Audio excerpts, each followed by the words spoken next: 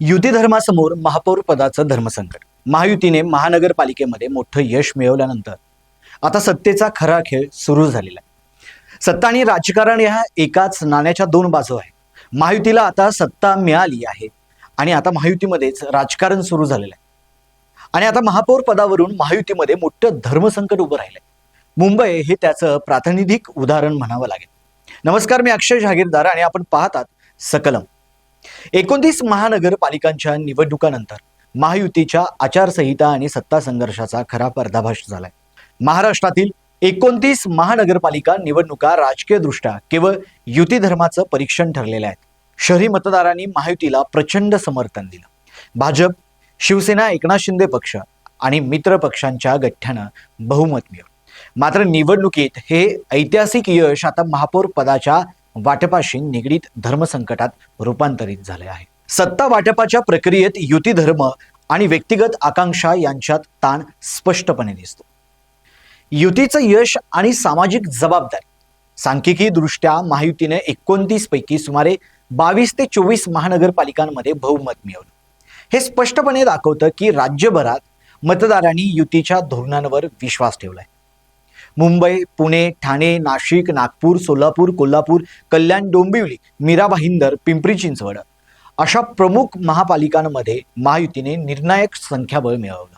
ही सत्ता केवळ विजय नाही, तर स्थानिक प्रशासन आणि विकास धोरणांवर प्रभुत्व मिळवण्याची जबाबदारी देखील आहे। महापौर पदाचे धर्मसंकट आणि मुंबई हे जर आपण पाहायला गेलो तर बृहन्मुंबई महानगरपालिका अर्थात BMC या देशातील सर्वात श्रीमंत आणि महत्त्वाच्या शहरात महापौर पदावरून महायुतीत स्पष्ट तणाव निर्माण झालेला आहे। शिंदे गटानं महापौर महायुतीचाच होईल असे सांगितलं, तर भाजपकडून संख्याबळावर दावा करण्यात आला। नगरसेवकांना हॉटेलमध्ये ठेवणं, निर्णयासाठी दिल्ली मुंबई पातळीवरील समन्वय आणि बंद दरवाजाआड चर्चा यामुळे धर्मसंकट स्पष्टपणे उघडलेलं आहे। युती धर्माचा आदर्श म्हणजे एकजूट आणि शक्तीचा समन्वय, पण येथे व्यक्तिगत आकांक्षा आणि पक्षीय दबाव यामुळे संघर्ष वाढलेला आहे। आपण जर पाहायला गेलो तर कल्याण, डोंबिवली, ठाणे आणि उपनगरातील संघर्ष आपल्याला पाहावा लागेल। कल्याण, डोंबिवली आणि ठाणे या महत्त्वाच्या महानगरपालिकांमध्ये महापौर पदाच्या वाटपावर अंतर्गत तणाव आहे। शिंदे शिवसेना गटाने आपला प्रभाव कायम ठेवण्याचा प्रयत्न केला, तर भाजपने संख्याबळाच्या आधारावर महापौर पद हवे असल्याचे स्पष्ट केले। यामुळे युतीच्या आचारसंहितेच्या आधारे सत्ता संतुलन राखणे आव्हानात्मक झाले आहे। विदर्भातील महापौर संघर्ष, चंद्रपूर, अमरावती आणि अकोला या जर महानगरपालिकांचा विचार करायला गेलो तर विदर्भातील काही महानगरपालिकांमध्ये महापौर पदासाठी सत्ता समीकरण अजून स्पष्ट नाही। विरोधकांचे गठ्ठे, अपक्ष नगरसेवकांची भूमिका आणि युतीचे आचार संग्रह यांच्यात संतुलन राखण्याचा प्रयत्न चालू आहे।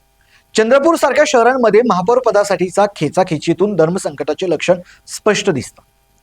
सरतेशेवटी काय तर 29 महापालिकांमध्ये महायुतीला मिळालेलं बहुमत हे सत्तेचं प्रतीक आहे, परंतु महापौर पदावरील संघर्ष युती धर्माच्या कसोटीवर उभा राहिलेला आहे। युती धर्माचा अर्थ म्हणजे पक्षीय समन्वय, निष्ठा आणि निर्णय प्रक्रियेत पारदर्शकता, तर महापौर पदावर सुरू असलेला खेचाखेच हा व्यक्तिगत आकांक्षा आणि सत्तामोह याचा संघर्ष आहे। युती जर संयम, समन्वय आणि स्पष्ट नियमांनुसार या धर्मसंकटाचा सामना करू शकली तर विजय दीर्घकालीन ठरू शकतो।